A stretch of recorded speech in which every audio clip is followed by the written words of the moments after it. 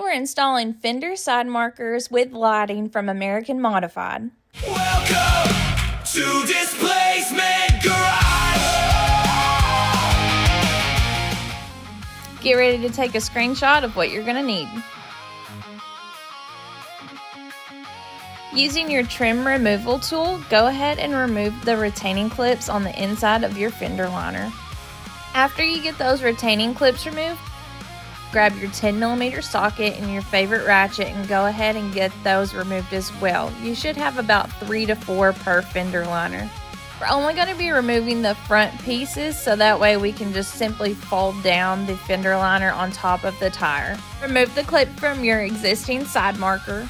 Use your trim removal tool to remove existing trim. If any of your existing pieces do not come off, we recommend grabbing a pair of pliers and tugging on those to remove them, as your new pieces will have new replacement clips.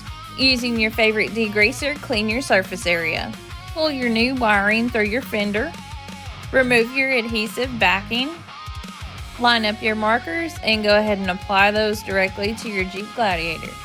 Everything has been pretty close up so far, so let's go ahead and show you where to locate that wiring harness. Each side is basically over the back corner of your fender. On your Gladiator's wiring harness, you're going to want to use your black wire that's located furthest out and your two-tone white and brown wire. After splicing your wires, reattach your wiring harness. Reattach your fender liner using your clips, your 10mm bolts. The best step: sit back and enjoy the light show.